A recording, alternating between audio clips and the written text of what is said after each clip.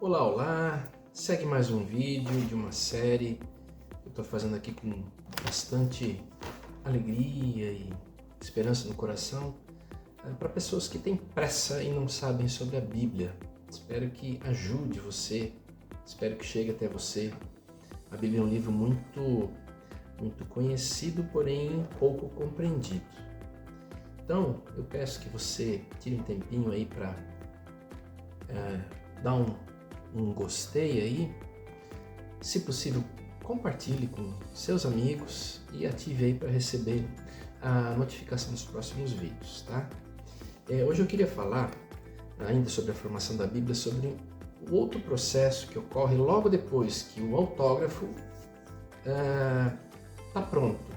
Quando a comunidade, o editor, terminou a versão, digamos, que nós conhecemos hoje de algum livro da Bíblia,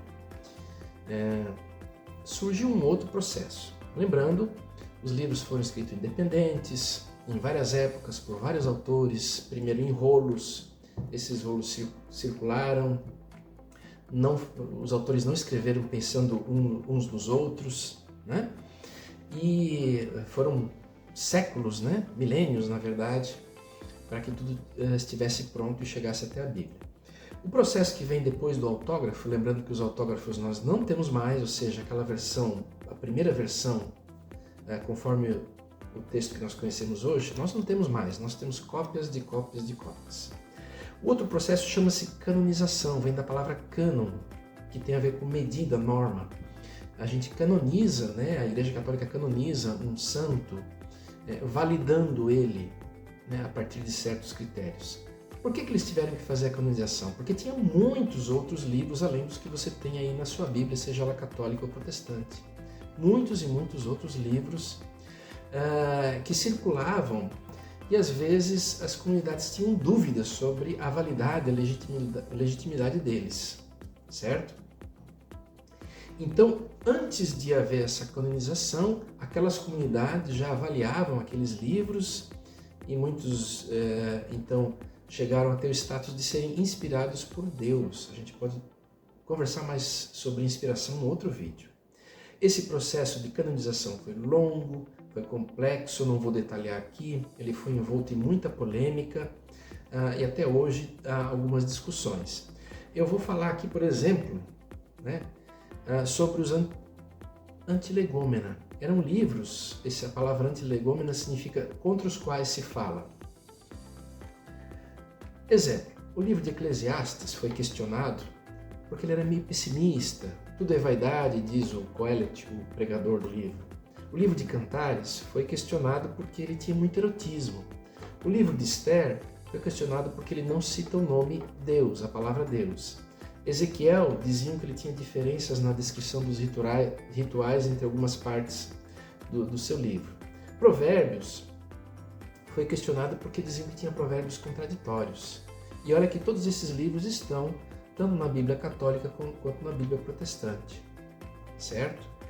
Então, se havia muitos livros e as comunidades judaica e cristã tinham dúvida sobre a validade, sobre serem ou não inspirados, né, esses livros, como que se chegou ao resultado que nós temos hoje?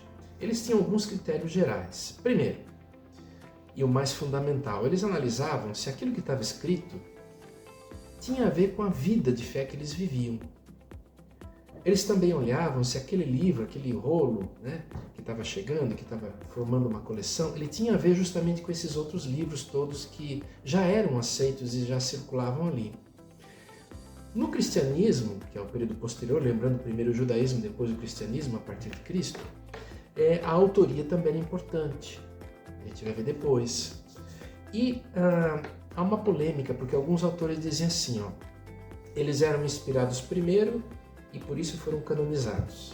E alguns vão dizer, não, eles foram canonizados e depois foram considerados inspirados por Deus. Quem sou eu? Eu não sou pesquisador de teologia, eu sou um leitor, um amante do estudo bíblico. Eu não tenho condições de resolver essa encrenca. Pois bem, vamos agora analisar quais são os dois cânones básicos, né? Cânones, então, a gente dá o nome de cânon a esse conjunto dos livros, né? Lembrando, eles eram textos em rolos que circularam separados e depois foram se juntando, formando coleções como o Pentateuco, os Profetas, até que, por fim, em um outro momento posterior, foram juntos no que a gente chamou de Bíblia, certo? A Bíblia judaica continha a Torá, que é o Pentateuco, os Profetas e os Escritos, que envolvia Salmos, a sabedoria, Provérbios, etc. Como eu falei no outro vídeo, foi lá em 2000 que aquelas vivências começaram a correr, lá no período mais ou menos da monarquia de Davi, com as escolas de escribas, eles começaram a ser escritos, e esse processo durou até quase o século II a.C., e veja que a canonização só ficou realmente finalizada lá pelo século III depois de Cristo, que a versão final, o conjunto final, foi, digamos assim, aprovado. E tinha muito a ver com aquilo que os rabinos aceitavam e usavam. Não houve concílios para decidir, basicamente a decisão veio dos rabinos. A Bíblia cristã, né, lembrando que daí a gente pensa no Novo Testamento, a Bíblia judaica do Antigo Testamento, ela ganha estabilidade apenas no século IV depois de Cristo. Começa a ser escrita ali depois da morte de Cristo e só depois no século IV é que ganha estabilidade e fecha mais ou menos o cânon. A Bíblia que Jesus e os seus discípulos liam era aquela Bíblia judaica, que ainda poderia conter alguns dos livros que foram depois rejeitados. Tá? Os nomes que nós damos aos livros rejeitados, né, os católicos chamam de deuterocanônicos, é um livros canonizados depois. Deutero tem a ver com dois, segundo, posterior. E já os protestantes chamam de apócrifos. Apócrifo tem o sentido da palavra oculto. Tá? Existem mais empregos desse termo, mas para esse vídeo vamos ficar assim. Então, quais foram os critérios que eles usaram para canonizar os livros do Novo Testamento? Além dos que eu já citei, muito pesou a origem apostólica, ou seja, se eles estavam ligados de alguma forma àqueles 12 apóstolos, aos 12 enviados, se tinha proximidade, né? Que proximidade Paulo teve com aqueles apóstolos? E Paulo teve proximidade com eles. Outra é a regula fidei. É um termo latino que quer dizer a conformidade com a fé que eles viviam, com aqueles apóstolos, né? Como era a vida de fé deles? Se esses escritos tinham a ver com essa vida de fé, eles então passaram a ser aceitos e usados. Então hoje a Bíblia Católica inclui os 7 chamados deuterocanônicos, né?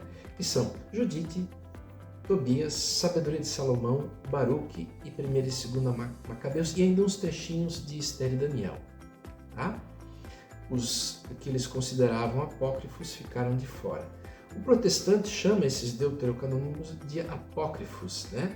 E deixa fora do seu cânon, tá? Então a Bíblia católica hoje é um pouco mais extensa do que a Bíblia protestante. Veja que existem muitos apócrifos judaicos, né? Ou seja, livros que estão fora do cânon judaico que é o Antigo Testamento. Por exemplo, Jubileus, Carta de Aristeias, 2ª Esdras, etc, etc, etc. Os apócrifos dos livros em relação ao Novo Testamento, os apócrifos cristãos, são quase uma centena, datando desde o século II até a Idade Média. Tá? O Evangelho de Tiago, o Evangelho de Pedro, Atos, não dos apóstolos, mas Atos de André, o Apocalipse não de João, mas o Apocalipse de André. Eles, claro, todos possuem valor histórico e são considerados dentro da teologia. E ainda cabe lembrar que o nome pseudepígrafo é uma outra coisa, que é quando aparece o nome de um autor, mas esse é falso, né? Muitas vezes o autor, quem escreveu, ele tinha ligação com um determinado escritor, como Paulo e assim por diante, escrevia o livro, dizia que tinha sido Paulo, mas na verdade foi ele, né? Pois bem, eu espero que você tenha gostado. É importante a gente conhecer um pouco mais a trajetória da Bíblia, e este então foi o processo de canonização. Um Forte abraço. Até a próxima. Deus o abençoe.